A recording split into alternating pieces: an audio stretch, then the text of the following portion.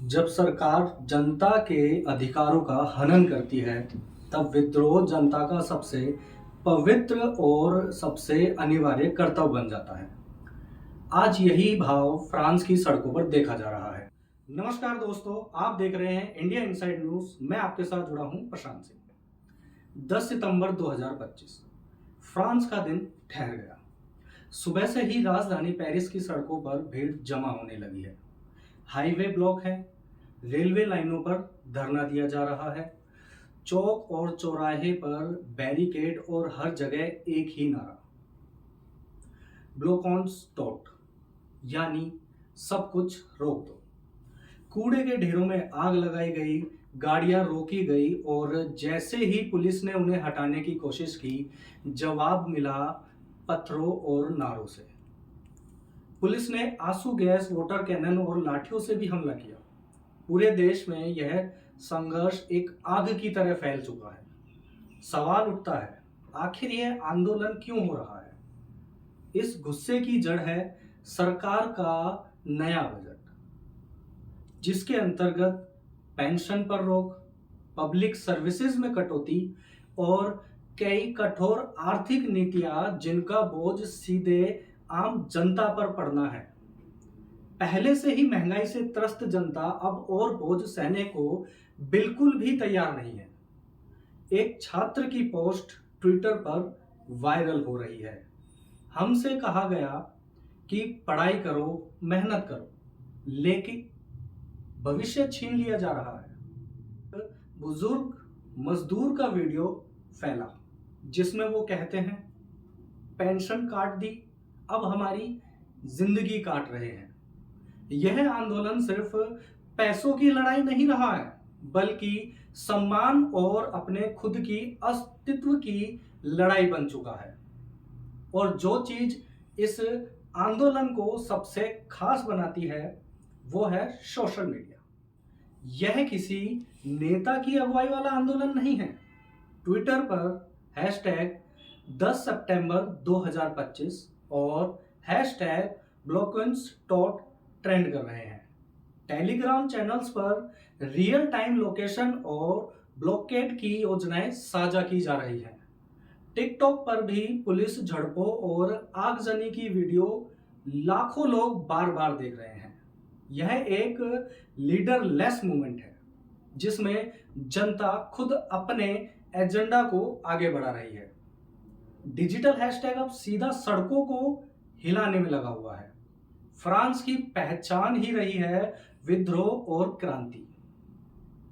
1789 की French revolution ने दुनिया का नक्शा बदल के रख दिया था, और आज भी फ्रांसीसी जनता जब सड़कों पर आती है तो पूरी दुनिया ध्यान देने लगती है।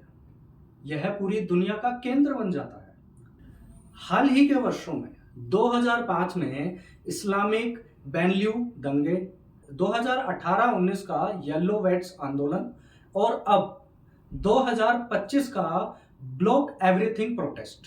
फर्क यह है कि येलो वेट्स में गुस्सा मुख्यतः ईंधन की कीमतों पर था। 2005 में दंगे नस्ली और सामाजिक असमानता से जुड़े थे, लेकिन 2025 का यह विद्रोह कई वर्गों को एक साथ खड़ा कर रहा है। कई वर्ग एक साथ प्रोटेस्ट में उतरे हैं। छात्र, मजदूर, बेरोजगार, बुजुर्ग सब एक ही संदेश दे रहे हैं, हम अब चुप नहीं रहेंगे।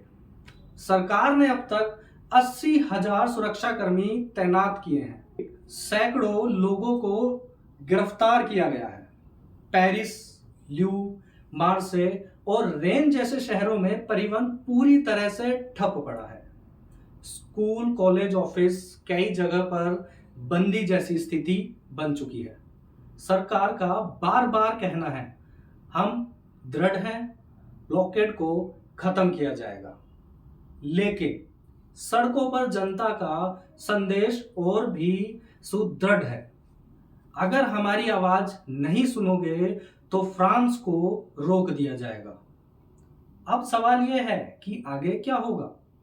पहला रास्ता, यह आंदोलन कुछ दिन चलेगा और सरकार छोटे मोटे समझौते कर देगी। यूनियनें पीछे हटेगी और जनता अंत में थक जाएगी। दूसरा रास्ता, 18 सितंबर को प्रस्तावित जनरल स्ट्राइक पूरे देश को पंगु बना सकती है। अगर इसमें आप सोचिए, रेलवे, एयरपोर्ट, हेल्थ केयर और शिक्षा जैसे क्षेत्र जुड़ गए तो सरकार को बजट वापस लेना उनकी मजबूरी बन जाएगी। तीसरा रास्ता, जो सबसे खतरनाक है, अगर आंदोलन लंबा चला और सुरक्षा बलों के भीतर भी दरारें आई तो यह एक आधुनिक युग की दूसरी फ्रेंच क्रांति तक बन सकता है। इतिहास बताता है, असली क्रांति तब होती है जब जनता और सुरक्षा बल आमने सामने नहीं बल्कि एक साथ सरकार के खिलाफ खड़े होते हैं। जैसा थॉमस जेफरसन ने कहा था, एक पीढ़ी को एक नई क्रांति की जरूरत होती है और एक और पंक्ति गूंज रही है सोशल मीडिया पर। जनता को अपनी सरकार से नहीं डरना चाहिए, सरकार को अपनी जनता से डरना चाहिए। फ्रांस की गलियों से उठती यह आवाज अब सिर्फ फ्रांस की नहीं रही, यह हर एक लोकतंत्र के लिए चेतावनी है। जब सरकार जनता की सुनना बंद कर देती है तो जनता को सड़कों पर उतरकर जवाब देना पड़ता है, जैसा हाल ही में नेपाल में देखने को मिला। और कभी कभी यही जवाब इतिहास को बदल देता है।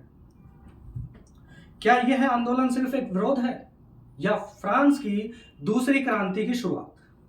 आप क्या सोचते हैं? कमेंट करके बताएं। वीडियो को लाइक शेयर जरूर करें और चैनल को सब्सक्राइब करना ना भूलें।